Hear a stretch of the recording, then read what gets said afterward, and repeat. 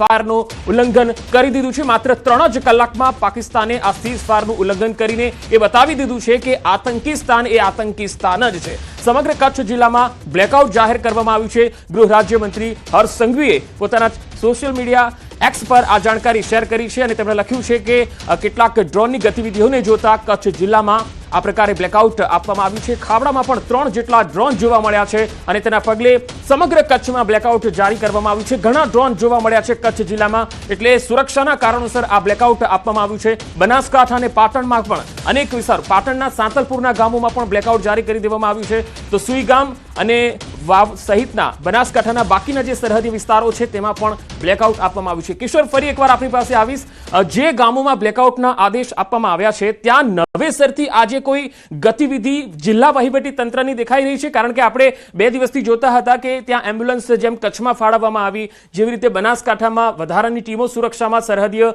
વિસ્તારોમાં ફાળવવામાં આવી, એવી આજે કોઈ ગતિવિધિ અત્યારે દેખાઈ રહી છે ખરી?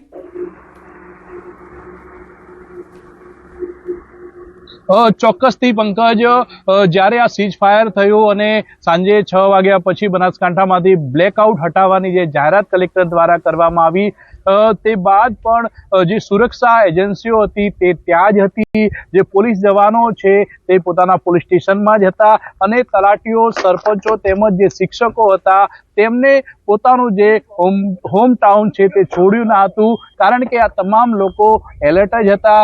જ્યારે પંકજ અમે સુઈગામથી થરાદ તરફ આવી રહ્યા હતા ત્યારે લોકો જે મળી રહ્યા હતા, લોકો એવું કહી રહ્યા હતા કે ભલે સીઝ ફાયર થયું હોય, ભલે સમજોતો થયો હોય, પરંતુ આજે પાકિસ્તાન છે તે પાકિસ્તાન નહીં સુધરે, પાકિસ્તાનની આર્મી નહીં સુધરે, આતંકવાદીઓ નહીં સુધરે, આ સીઝ ફાયર તૂટી જશે તેવું કેટલાક લોકો અમને કહી રહ્યા હતા અને એ હવે સાચું સાબિત થયું છે, કારણ કે જે ભારતના બોર્ડર વિસ્તારના જે લોકો છે તે લોકો સમજે છે કે આ પાકિસ્તાને ક્યારેય સુધરવાનું નથી અને બનાસકાંઠાના જે સુઈગામ અને વાવ તાલુકાના જે તમામ ગામો છે તે તમામ ગામોમાં વહીવટીતંત્ર સહિત પોલીસ જવાનો પણ એક્ટિવ છે। પોલીસની ગાડીઓ પણ અત્યારે પેટ્રોલિંગ માટે નીકળી ચૂકી છે। તમામ જે ગામો છે ત્યાં પેટ્રોલિંગ પણ થઈ રહ્યું છે।